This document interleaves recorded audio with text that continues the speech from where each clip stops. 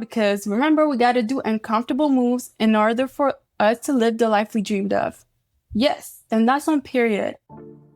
Welcome. I'm your host, and you're listening to Elevate with Noe, your new favorite and go-to podcast. It's about time you tuned in. Come on this journey with me, and let's get it. Hi, ladies. Welcome to another episode. Yes, I'm so glad that you're here again. And if you're new, welcome. Join the community, girl.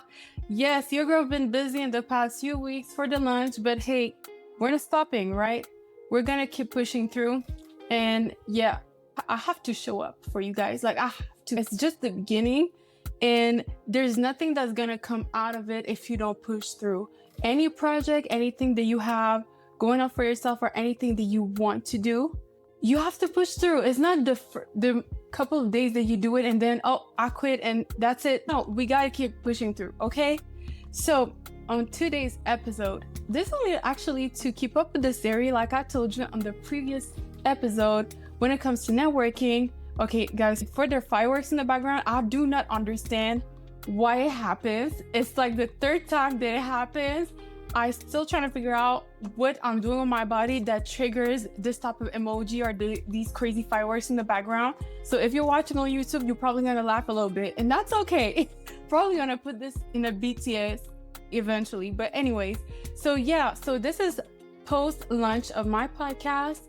And if you want to embark on this journey with me, I'm really glad you're not gonna regret it. Okay.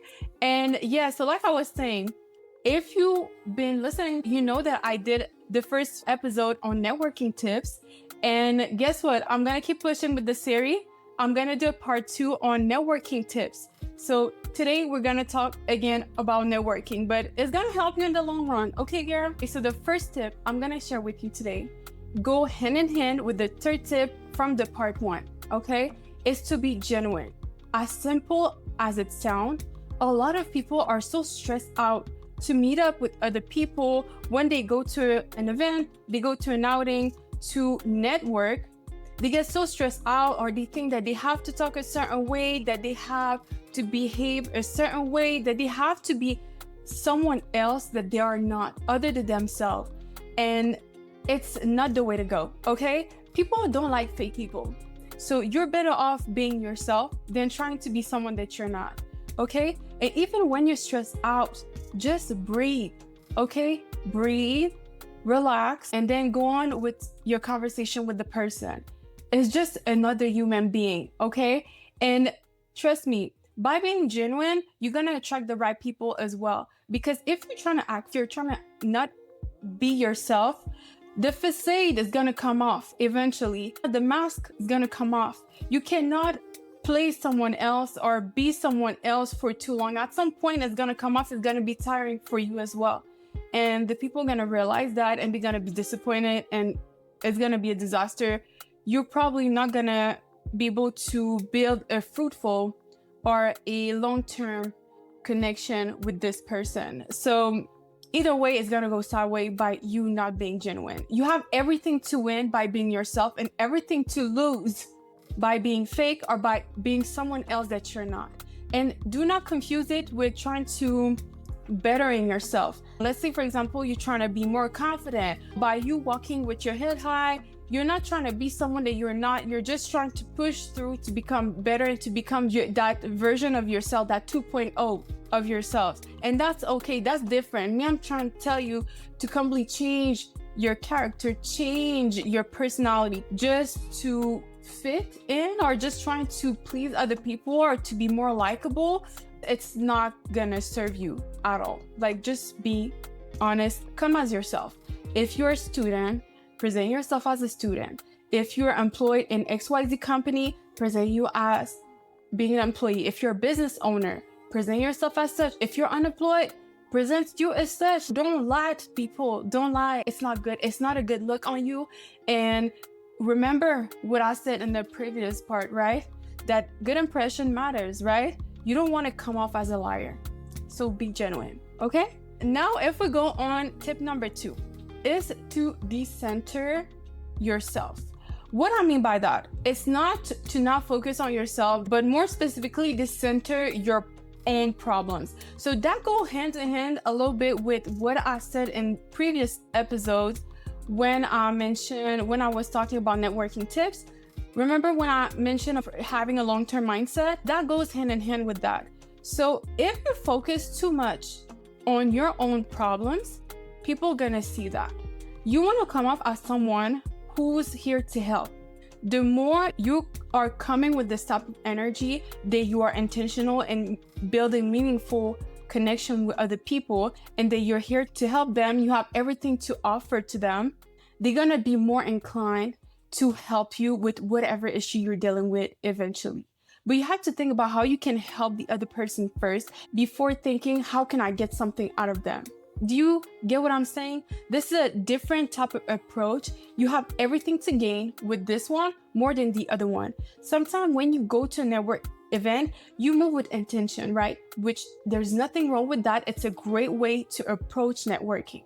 But when you come to these events or any type of outing with, okay, let me just meet XYZ so they can solve and fix my problem, you're blocking your blessing in a way, because you automatically going to operate with this needy mindset. I need somebody to help me with this. I need that person for XYZ. No, it doesn't mean that you have to disregard completely what you got going on. Maybe you're trying to look for a partnership or a new job, or I don't know, a collaboration or whatever that is. And that's okay. But go with the intention, really see how you can help this person, how you can push further any ideologies or anything that could expand who they are as a person. Let's say, for example, you're meeting a new person and they're talking to you about this new business that they got going on. You're asking them a question about it. Maybe you can pitch them an idea that they did not think of that could boost their sales. And by you doing that, they're going to be thinking, oh my God, this person really has my best interest at heart. And they are automatically going to remember you on a positive note. They're already going to have you categorized as, oh, this person is really someone that has my best interest at heart. She's the one who gave me that idea. And you're gonna become more memorable. Like I said in previous episodes, yeah, please just decenter your problems. Decenter them, not forever, just for a little while, okay? Focus on what they got going on first. And then come back to me and tell me how did that work out for you, okay? And also, I forgot to mention, by you doing this, when it's going to be your turn to ask for help or to ask for their opinion on a project that you got going on or needing help with something, they're not gonna think, oh my God, this person is just trying to use me. It's less likely that they are going to think that. Why? Because you did not approach them with this type of energy. You did not come at them with this type of mindset. All right, but the best way for you to know if this tip works or not is for you to try it out in the real world. Yeah, girl, because remember, we got to do uncomfortable moves in order for us to live the life we dreamed of. Yes, and that's on period. And now we move on. Tip number 3. This one is a very simple one. However, I do think it's a good reminder. Arrive early. I know we've heard it 1,000 times. But I'm gonna tell you why is it so important for you to arrive early. And it doesn't have to be an hour. It doesn't have to be 30 minutes. It can just be 15 to 10 minutes in advance. Why? Especially if you're an introverted person like me. I found out while I went to my first networking event that it allows me to scan the room. And what I mean by that is when you arrive early, you get to see where you're gonna sit. You get to analyze who is the host, where people are gonna come off on stage. You get to see who's gonna attend the event, because as you arrive early, you get to see who are coming inside. Are they alone? Are they in couple? Are they a group? Are they young? Are they older? Like, you get to analyze and scan the room as you analyzing who's coming inside the room. And that give me a lot of cues to know, okay, this person's available for me to approach them. Oh, this person seems busy. Or that person doesn't seem interested for conversation. you give yourself enough time to observe the body language. You get to observe how people behave because you arrived early. And also, it gives you time to relax because sometimes we have our nerves worked up when we attending an event or going to an outing where we do not know anybody there. We're nervous, we're anxious, we're stressed out. But when you arrive early, you give your time to unfold and release all that stress.